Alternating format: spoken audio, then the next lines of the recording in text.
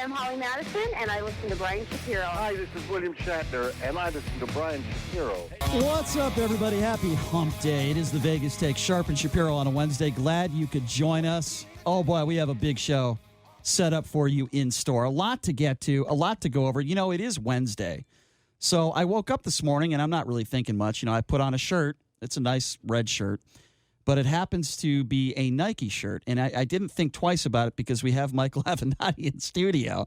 So Michael gets here, and he looks at my shirt, and he says, what are you wearing? I'm not going to do the show if you're wearing that shirt. So, Michael, we fixed it, right? Thank you for being here, by the way, in studio. Yeah, it's always good to be here. You know, the art on this Adidas logo ain't the best, but it's a lot better than what you had on. So we took like one of those paste. What do you call these things? It's called a Post-it. A Post-it, right? And he Michael graciously, because he's an artist, he drew out the Adidas sign, and we put it over the Nike thing. So thank you for that. My apologies. Glad you're here. This is going to be a lot of fun because in hour number 2, Danny Tarkanian is going to be in studio. Big Republican. Well-known in this town, so you guys are going to have a good conversation. I know that's going to be a lot of fun, but we have a lot to get to today. Let's start with the Mueller testimony, Michael. Before we get to all the ins and outs of what happened, overall, what was your take on the testimony? Well, I thought the testimony itself was good, but I thought the optics were terrible, frankly. And, you know, any Democrat or anyone that tries to claim otherwise is delusional, in my opinion, and is fooling themselves. You know, Bob Mueller clearly was not ready for prime time today. He looked confused. He was not prepared. He did not appear to be somebody that had actually read the report. How is that possible, by the way? You know, I don't know how it's possible. I'm sure he had read the report, but he certainly did not come across as somebody that or who had read the report. And look, in today's day and age, you know, media matters. Optics matter. Social media really matters. And you got to have somebody that's good on television, frankly, and someone that can speak in sound bites and can really deliver. And he didn't deliver. He didn't deliver for either side. I thought he was terrible. And, you know, it's not a knock on him. I mean, he's a very competent guy. He's incredibly intelligent. He's a patriot. He has a long history of service to the United States.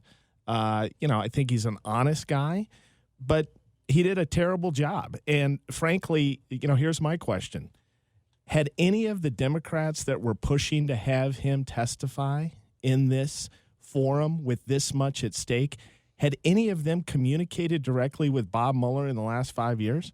I mean, had any of them communicated with Bob Mueller in the last 30 days? Because anyone that had spent time with him and had any indication that this is what it was going to look like, if that person still advocated to have Bob Mueller come down and testify, they're a moron, in my opinion. I mean, they could have brought other people down to testify. They could have lowered expectations. They could have avoided the testimony completely and figured out some other way to convey this. But I don't think the Democrats advanced the ball at all today. And, in fact, I thought that they did their cause quite a lot of harm. I think we learned today what we already knew, Michael. I mean, Russia interfered in our elections to help Donald Trump. We knew that. The Russians made numerous contacts with the campaign. We knew that. The campaign welcomed their help. No one reported, you know, these contacts or interference to the FBI. That's extremely important.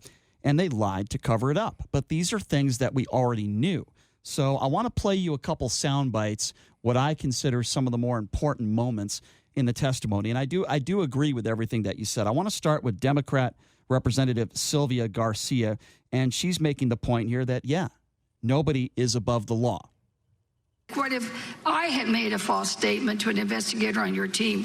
Could I go to jail for up to 5 years? Yes. Yes. Although it's Congress, so.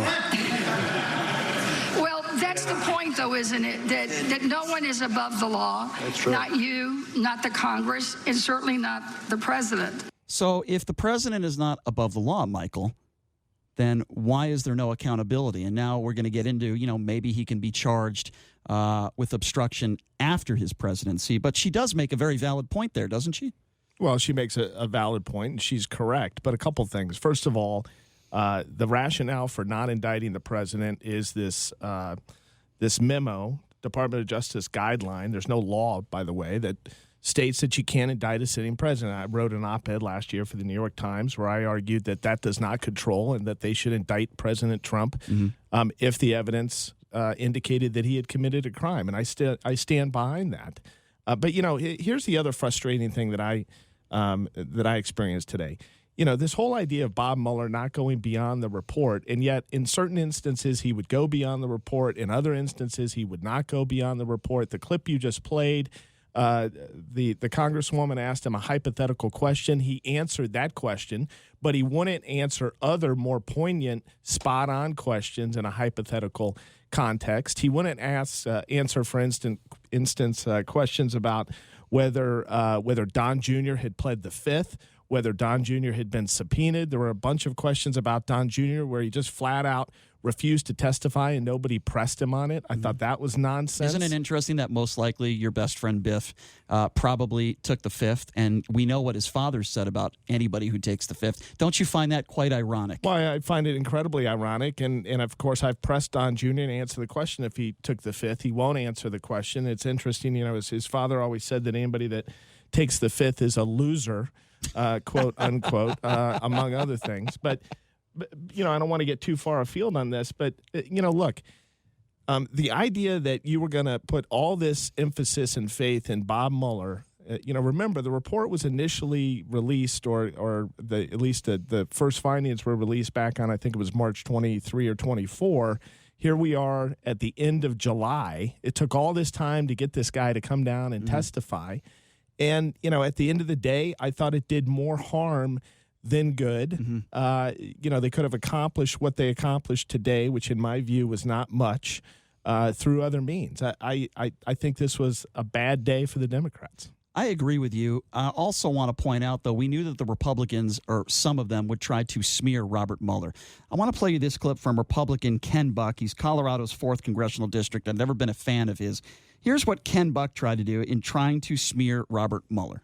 You made the decision on the Russian interference. You couldn't have indicted the president on that, and you made the decision on that. But when it came to obstruction, you threw a bunch of stuff up against the wall to see what would stick. Well, and that is fundamentally unfair. I would not agree to that characterization at all. What we did is provide to the Attorney General in the form of a confidential memorandum our understanding of the case. Those cases that were brought, those cases were declined, and that one case where the president cannot be charged with a crime. He's absolutely right. What is Ken Buck talking about? This was an investigation trying to find something that will stick. Well, this is the problem with politics today. What do you make of that? Well, look, let me be frank. I don't think that Bob Mueller made a lot of the tough decisions that he was hired to make. I think he pulled an Olay on a number of things in connection with this investigation. Why did he do that? Well, I don't know why. I don't know if it was because he's a partisan. I don't think there that's has to be a reason, I don't think, right? The guy's been doing this for a long time. Yes, I don't think it's because he's a partisan. I don't think it's some of the Democrats argue, well, it's because he's a Republican. He's always been a Republican. I don't agree with that. I don't think that's it. I think that Bob Mueller from the get-go is more concerned about his legacy as opposed to doing the job and making the tough decisions, right? And I think that what you saw today was an extension of that. I thought the most poignant moment today was when he was asked by one of the members of Congress to summarize what he wanted the American people to take away, and I'm paraphrasing, from the report. And the answer that he gave was terrible. It was a bunch of lawyer speak. Right. It didn't resonate. That was the soundbite opportunity. That was the opportunity to deliver the goods. That was the fastball down the center of the plate. And he whiffed. And frankly, he whiffed consistently today, in my view. Now, a lot of people are talking about, Adam Schiff's questioning, which I thought was very effective, and some of the other moments during today's hearings. But, if you look at it, those were really leading questions. Those weren't open-ended questions where Bob Mueller delivered the goods. I thought this was a really bad performance, and in retrospect, I think it was a terrible idea, and I don't think it advanced the ball, and it gave Trump and many of his supporters an opportunity for a victory lap. That's a really good point. If you're just joining us, Michael Avenatti in studio. I want to move ahead now, though, to the Democratic response and Nancy Pelosi. So the Democrats, leadership, Schiff was there as well, and Pelosi starts the conversation, and she's asked this question, which is a very important question in regards to, are you going to impeach the president? My position has always been that whatever decision we made in that regard would have to be done with our strongest possible hand, and we still have some outstanding matters in the courts. It's about the Congress, the Constitution, and the courts. So we are fighting the president in the courts. So, Michael, what do you make of that response? Look, anybody that thinks that Nancy Pelosi is going to allow impeachment charges to proceed against President Trump at this point is delusional. Mm-hmm. It's never going to happen, okay? It's not. Now, I disagree with that. I think that they should have started at the end of March, okay? I'm adamant about that. But anybody that thinks that the democratically controlled Congress is going to now pass impeachment charges against Trump is fooling themselves. You know, people keep saying, oh, well, they're waiting for this or they're waiting for that and they're waiting for Mueller's testimony or they're waiting for this subpoena to be complied with. It's a bunch of nonsense. Yeah. Nancy Pelosi has no intention of moving against Donald Trump. And I will tell you that if Donald Trump is reelected in 2020, Nancy Pelosi and the Democratic leadership is going to rightfully be thrown out on their ass for not doing what they should have done. I mean, these people do not know how to practice politics in today's day and age. They don't know how to fight. They're not fighters.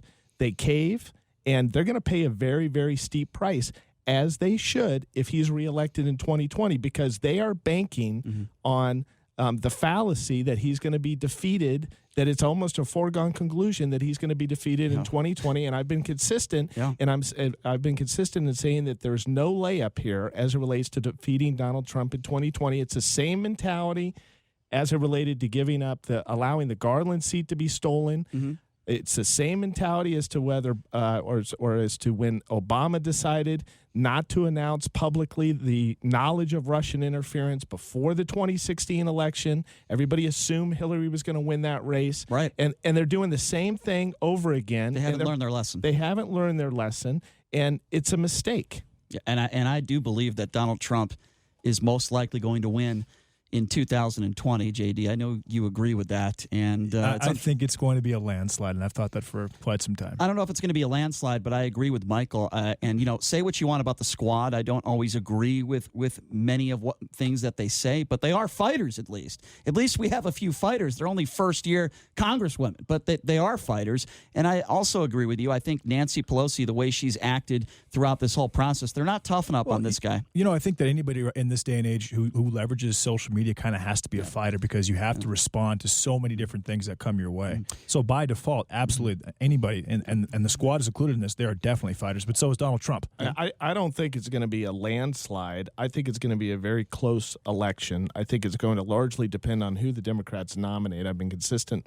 about that, but I could see a scenario where Donald Trump could win the popular vote or could lose the popular vote, not by 3 million votes this time, but 5.5, maybe even 6 million votes. And still win. And still win because of the Electoral College.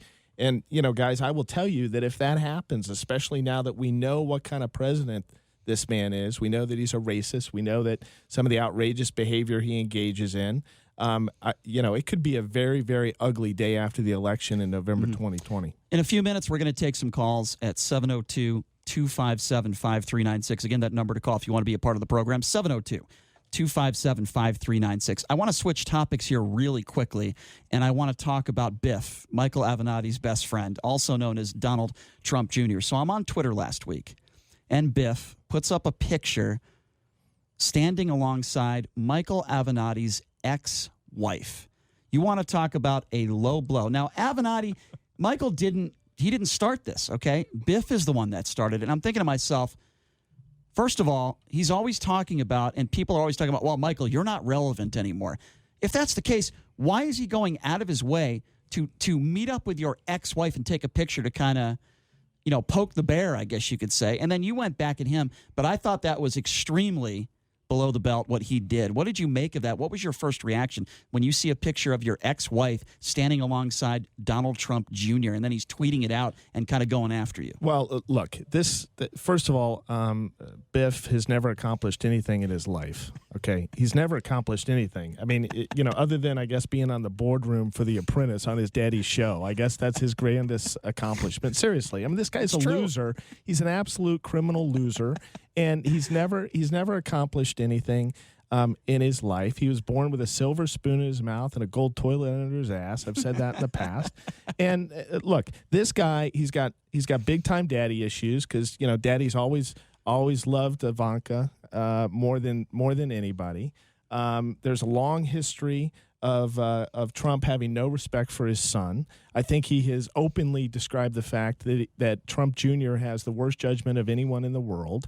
And so this is a guy who's been trying to follow in the footsteps of other men his entire life, right?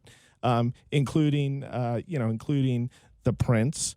I forget his name, Gavin Newsom, Leonardo DiCaprio, and now Michael Avenatti. He's always trying to follow in the footsteps of real men, and he always comes up way short. Okay, way short because he has hands like his daddy. Let's talk about it. They're very small, by the way. Let's talk about his girlfriend. We definitely got that on tape. Kimberly Guilfoyle.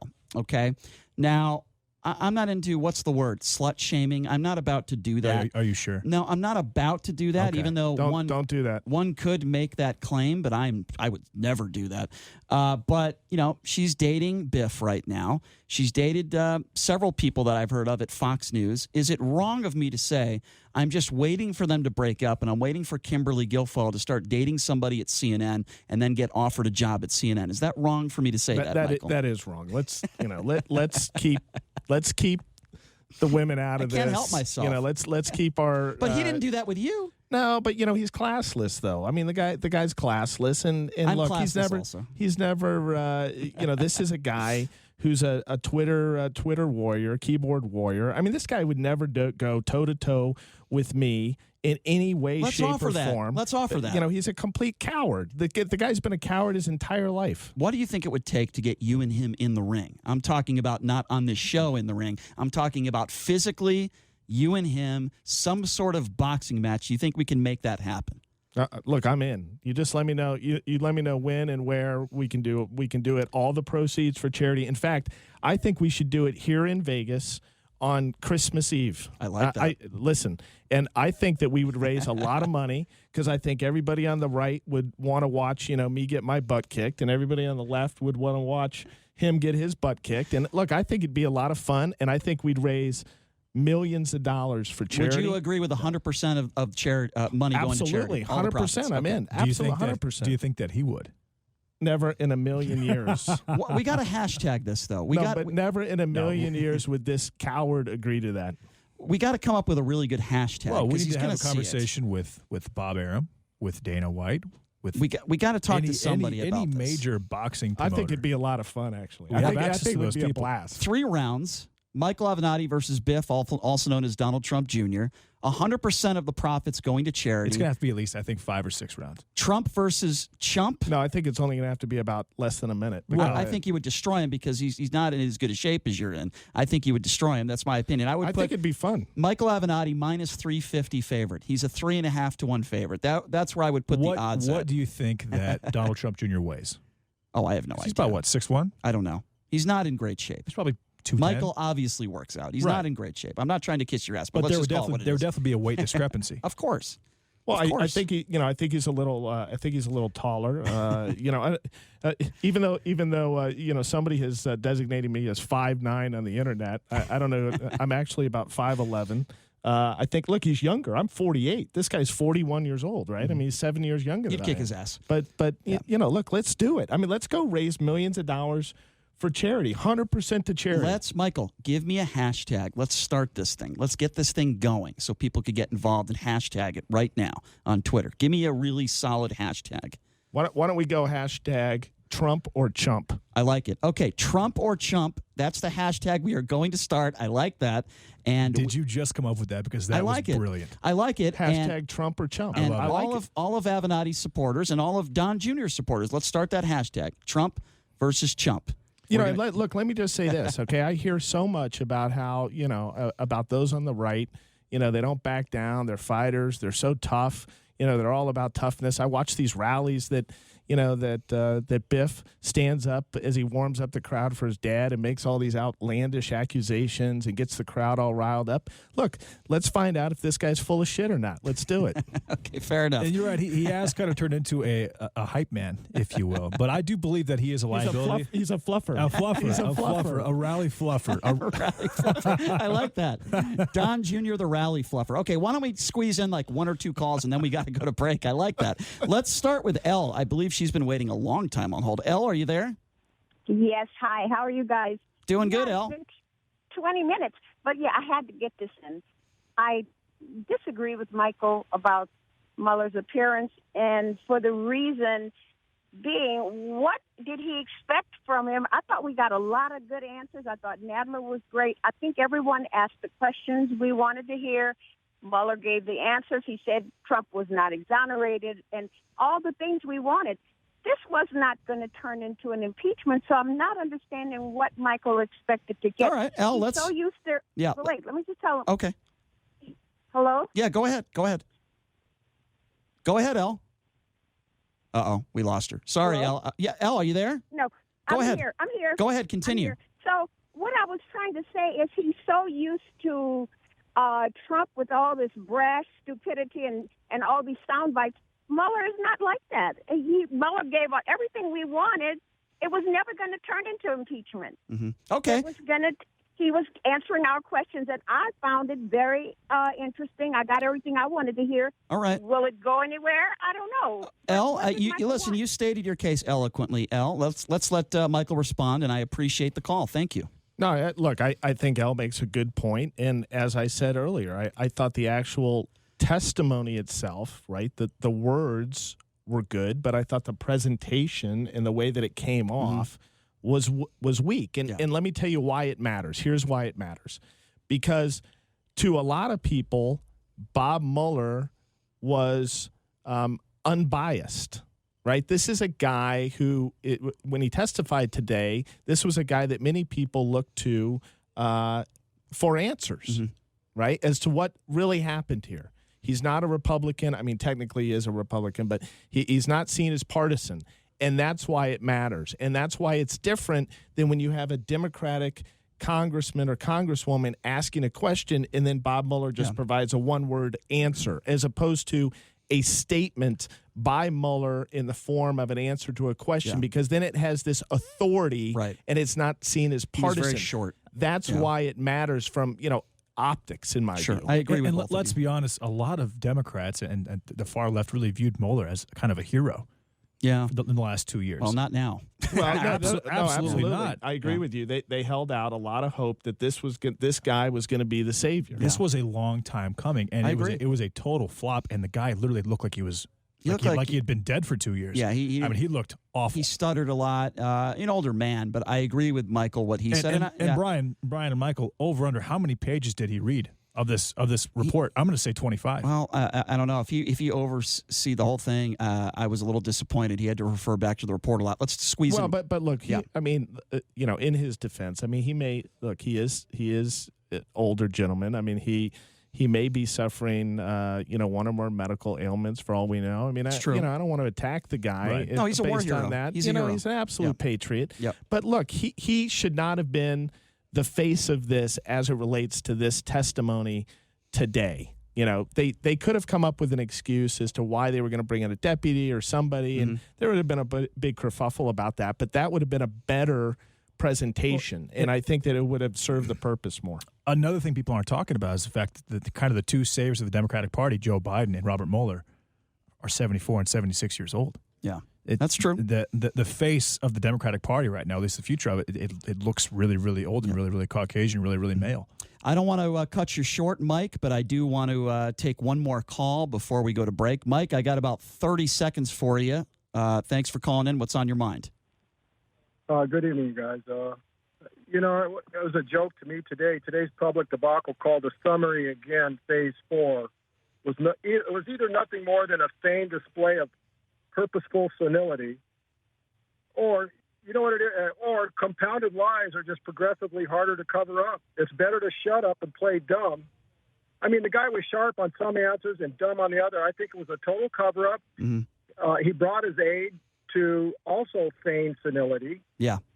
He didn't even want to write who wrote the report. Who did write the report? He left out Manafort, unmasking, Flynn, Roger Stone, all arrested. Oh, you're right. Mike, you're right. To me, it was a cornucopia of positive points for the other side, whoever they may be. Mm-hmm. But I see Trump in 2020, and I see Pence being replaced by Ted Nugent, I hope. Oh, Ted Nugent. Okay, I'll leave that one alone. Hey, Mike. Love you guys. Thank you. All right, thank you for the call, Mike. So I don't want to cut you short, Michael, so I want to take a break, and then I want you to respond to that call. We only have one phone line open.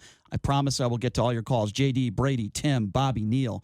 And we have one phone line open, so give us a buzz, 702-257-5396. Again, the number to call, 257-5396. Your chance to get in the ring with Michael Avenatti. And I promise you, Hour 2 is not going to disappoint. We have Danny Tarkanian coming in studio.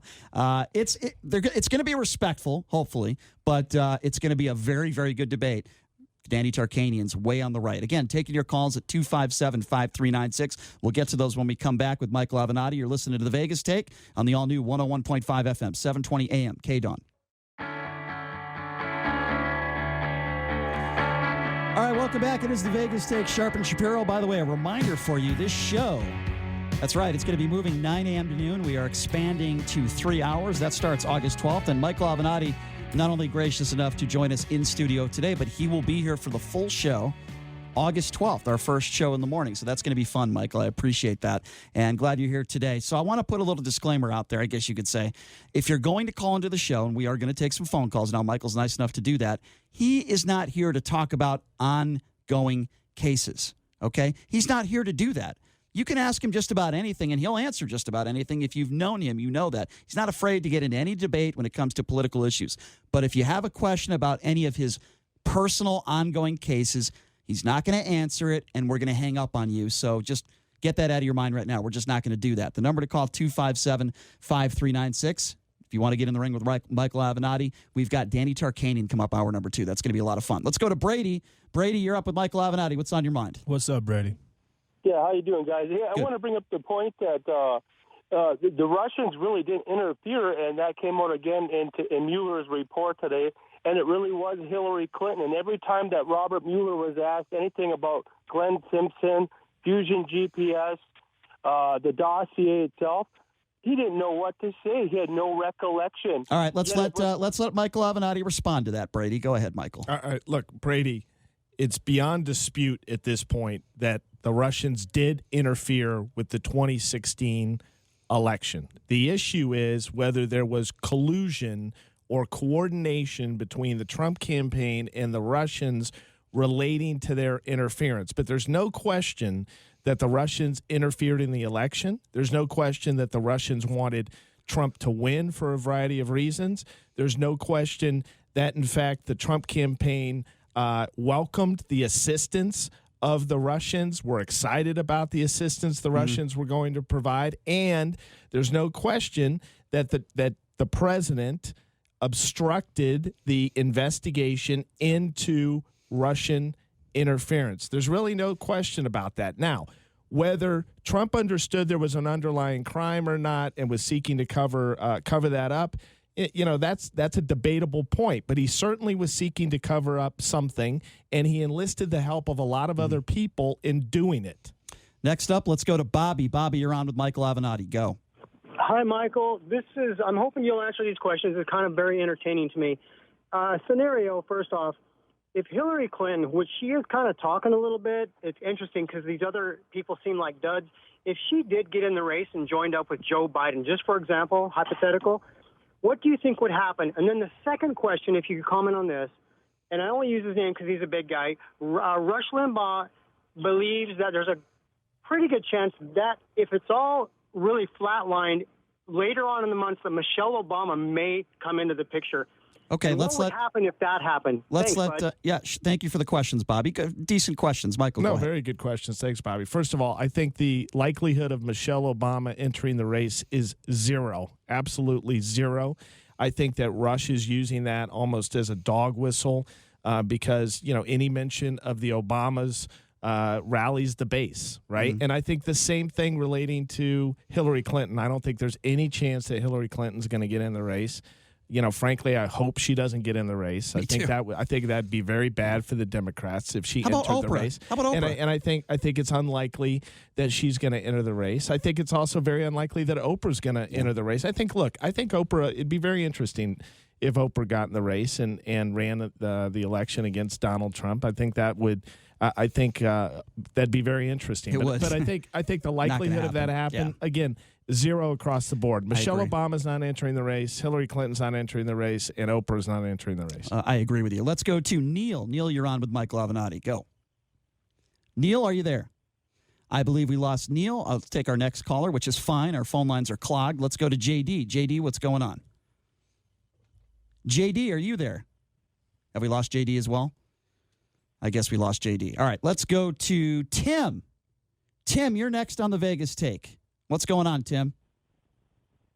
Have we lost all of our callers? Are we having issues with our phone lines? Johnny, what's going on? That's okay. That's fine. 257-5396 is the number to call, 702-257-5396. We give this one more shot here. Let's go to Chuck. Chuck, you've been waiting patiently on hold. Chuck, are you there? I got a lawyer question and a couple other points. Sure. In his statement, he goes, I'm not going to answer that. He said that like a bazillion times. Only the Repubs. Can you help enlighten me on that? Sure. Good question, Chuck. Go ahead, Michael. Well, look, I happen to agree with you. I mean, I thought that he curtailed his testimony in an improper way today. I thought that he should have answered 98% of the questions, regardless of who asked them. I don't think it was appropriate for him to refuse to answer various questions from Republicans or Democrats, frankly. I mean, if you're going to come down, you're going to testify, then you ought to testify openly and honestly. Right. And there should be full disclosure. Yeah. And that's the process that people should engage in. Mm-hmm. So I didn't think it was appropriate. And you know what? Brady kind of I agree with Brady. He avoided any type of answer about the dossier. Oh, yeah. No question. He didn't want to go there. Which I was really surprised by. Yeah, he did. Let's go to... and look, that's improper. Yeah. Okay? I don't agree with the narrative from the Republicans about the dossier and the whole story and the conspiracy. Right. And look, I don't agree with it. I don't think it's based in fact, but that doesn't mean that Mueller should avoid answering the question. Yeah. I wish he did. Let's go to JD. JD, what's going on? Hey, JD. Hi, am I on? Yes, you are, JD. Go ahead. I couldn't hear the feedback. I got dropped before. Mr. Avenatti, there's an old Texas statement, all hat, no cattle. And I have to believe that you are all hat, no cattle. You have so many cases against you, and you are putting yourself out there, as they say, someone who represents himself as a fool for a lawyer. And whoa! No. Hold on. Let me handle this. Where in Texas are you from? I'm from Las Vegas, Nevada, for the last 42 years. Okay. Well, here, let me tell you a couple things you don't know about me. So my mother was born in Seagraves, Texas. Actually, it was a small town of about 300 people down in Texas. She was born on a cotton farm. They didn't even have electricity until she was about 6 years old. So I've spent a lot of time down in Texas, and I'm familiar with this phrase, all hat and no cattle. But before I took on the Stormy Daniels case, I had over $1 billion in verdicts and settlements. One of the foremost trial lawyers in the country. I'm not one of these TV lawyers like Rudy Giuliani or some of these other hacks that you see on television. Wait a minute. Are you going to let me finish? I let you finish. Jay, don't interrupt him. Sure. So look, if you just want to call me and personally attack me, I'm not interested in talking to you. If you want to have a dialogue, then let's do it. Sure. So look, I have $1 billion in verdicts and settlements as a trial lawyer. I'm a guy that speaks to juries. I give opening and closing statements. I cross-examine witnesses. I'm a self-made guy. I put myself through college and law school. I had a long career long before I got involved with Stormy Daniels 18 months ago. And the problem you is, can't pay your the problem is, look, you don't know what you're talking about. Let's examine your finances. I mean, what is this? You want to call me and attack me over the radio? That's what this is about? Or you want to ask me a legitimate? No, I want to have a conversation. I want to have a conversation. No, you don't want to ask me a legitimate question. The problem is that you don't like the view that I have expressed, and you don't like the fact that I'm a threat to your president and to some of the ideals that you have, and therefore you want to engage in personal attacks against me. And if you really thought that I was irrelevant, or if I was all hat and no cattle, you want to be bothering to call in to tell me that. The reason why a lot of people like you have attacked me and have gone after me with such vengeance is because you're not used to people. No, I'm not obliviated. Look, I've got $1 billion in verdicts and settlements. Okay, I've got a storied career. I've got a storied career over 20 years. Okay, right. What if you tell me what you've accomplished in your career, sir? What do you do for a living? It's a valid question. Well, Go ahead, JD. I'm 75 years old. I'm retired. I've raised 2 children in Las Vegas for 42 years. I've been a businessman for about 35 years. And I think the most accomplishment I've made in my life is raising 2 successful children. Well, congratulations on that, by the way. You deserve kudos for that. I agree with that. By the way, Michael Avenatti has kids as well. Well, that's good, and I hope they're doing well, and I hope they continue to do well. Mr. Avenatti, I don't see how you could benefit yourself by appearing on a local Las Vegas show as much as you do to advance whatever your agenda is. Then you know what? Hold on a second. Now I'm taking issue with what you're saying. Now you got me. No, wait a second. You decided to listen to this show, JD, and call in. You decided to take the time with your little Trump fingers on your Obama phone. I have and nothing else to be do quiet. You be quiet and you listen. Okay. Oh yeah. You're the one. Okay, I'm going to hang up on you now. Now I'm going to continue to talk, you moron. Okay. Number one. You're the one who decided to listen to this. You're the one who decided to call in. And then Michael just wiped the floor clean with you, okay? I'm sure you were a very successful businessman. Michael is 100% right. He could defend himself. I don't need to say this for him. You don't like him because of he's gone after Donald Trump. You don't like him because of maybe his political views, and you're a wussy, and you can't admit that on the air. You're not a man. And you know, JD, you've been a loyal caller for us for about probably since we started this show, a couple weeks after we started the show, but that was an embarrassment. We met you at Rodizio Grill at our remote. I had an hour conversation with you personally. What you just did was completely ridiculous. Well, he just made an ass out of himself. I am absolutely ashamed of you. Let's go. And you didn't want to have a conversation. You didn't want to have dialogue. You wanted to throw a little insult. You wanted to jab him. You didn't want to talk to him. But you know why I do this show? Because I enjoy it. Yeah, we have a good time here. We have a good time. Yeah. I like you guys. You know, I think this show is going places. I think it has a solid foundation. I think you guys are doing a fantastic job. I enjoy the interaction with the callers. Yeah. You know, I find the topics interesting. I have a good time. That's why I do the show. Yeah, and JD also finds it entertaining because he listens all the time and calls in. So there you go. He's probably called in 90 times. Yeah, let's go to Alan. Alan, you're next on the Vegas Take. You're on with Michael. Go. What's up, Alan? Hey, guys.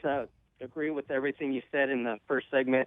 Hey, I don't know if you could talk about this, Michael, but Stormy tweeted yesterday, it says attorneys generally don't forge clients' name to steal hundreds of thousands of dollars from them and then lie about it for months on end. I have our original agreement with non-forged signatures where all you asked for was $100, which now I see was grossly overpriced. You'll get your day in court, and I personally can't wait.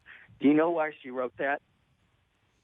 You know, I don't know why she wrote it, but I'm really looking forward to the trial in this case. Yeah, I'm looking forward to it, too. Let's go So tune in to the trial. We've all seen Stormy in front of a camera or under pressure when she has to talk, and it's not pretty. Many of us have seen her in front of a camera, and I agree. It's not pretty. Let's go to Ari. In all kinds of ways. Let's go to Ari. Ari, what's going on? Hey, Michael. Good evening. You know, your ex was... Why are you... That's a bad way to start. Day, and, that's a bad way to start. A real beautiful woman. She was saying you had a hard time getting it up. And all right, goodbye, Ari. Have a nice day. Very, very funny. If there's any person that struggles in that category, I would say it's Donald Trump. 257-5396. Let's go to Jeff. Jeff, you know what? Yeah. Let me say this because there's been some mentions of this. By various people that or not various people, one or two people that have access to Grind. Let me tell you something. If anybody wants to poll my past girlfriends or individuals that I've been with over the last I don't know, call it 5 years or however long it's been, and ask them about my performance, bring it. God bless you. Okay. For the record, I don't need to hear about that. I'll take your word for it. It's silly. The whole thing is silly. That is an open challenge. It will be heard in parts of Utah, Arizona, California, and Nevada, where this show on a 50,000 watt, this little show on this 50,000 watt network goes to. Yeah, it's a really little local show tiny. that can be heard in 6 states. JD's a moron. Anyway, instead of doing the boxing fight, Michael, maybe we could just do that instead. No, that could be the undercard. We could have all of people formerly that I dated and people that formerly dated Biff, and it'd be like The Bachelor.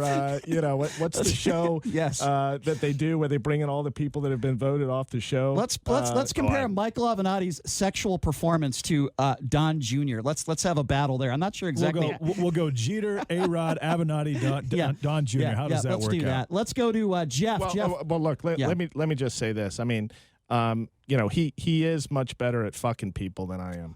I know I can't. Don't say that on the air. I know, I'm sorry.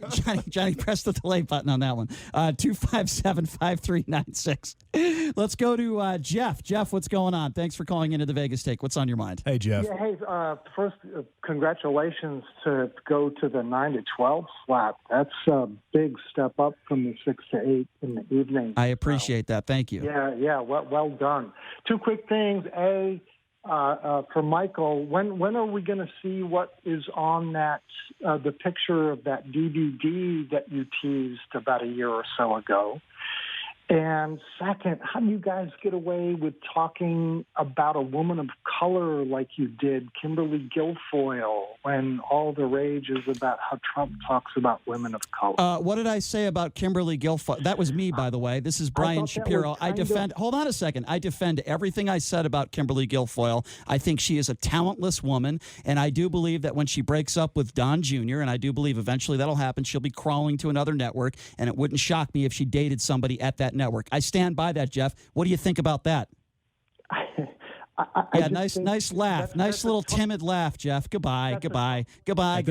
Yeah, thank you, Jeff. 257-5396. You think that she's slept her way up the ladder? I don't believe she has any talent, and I believe she has horrendous taste in men. Look at the man she's with right now. I don't think Michael would disagree with me on that one. Well, look, again, my position is we ought to keep the women out of it. I don't think it's appropriate. And I thought it was tasteless, frankly, Don Jr. Posting this picture. There's a bunch of things I would love to say publicly about this, but I'm gonna do my very best and not make the statements that I want to make about the two people in that picture. By the way, can I just Christmas Eve? Yes, Christmas different Eve. story. Yeah, you know what? That's the other thing. If we do this, I want Biff, Don Jr., I want him to bring my ex and his daddy, the president, and they can sit ringside for it. Let's do it. You going to comp them tickets? Absolutely. Let's bring them all. Bring them. I love it. I want to squeeze in a few more quick calls. Let's go to Cleopatra. Cleopatra, what's going on? You're on with Mike Avenatti. Hi, guys. How are you? Good. What's on your mind? Good. Congratulations on your new show. And thank you. I just have two quick questions for Sure. Mr. Avenatti. Sure. I hope he's going to answer. The first one is, after Joe Biden, who would be his second choice? And my second question is, does he know about Marianne Williamson, and what does he think about her? Thank you, Cleopatra. We'll let Michael answer that. Go ahead, Michael. I do know about Marianne Williamson. In fact, I've met her on a few occasions. I like her. I don't think that she has a realistic shot at winning the nomination. I think she's entertaining. I think it's interesting having her interject various things into the campaign, but I don't think the campaign's going to last for a significant period of time. That's not a knock on her. I just don't think it's going to happen. And then second, after Joe Biden, that's a really tough question for me. I haven't really decided who after Joe Biden because, again, I'm most focused on these 5 electoral states that I've talked about religiously, and that's really the ball game. Michigan, Wisconsin, Pennsylvania, Ohio, and Florida. I think after Joe Biden, I would probably venture to say Elizabeth Warren. I think that's fair. That would probably be that would probably be the pick. You're not the only person that feels that way.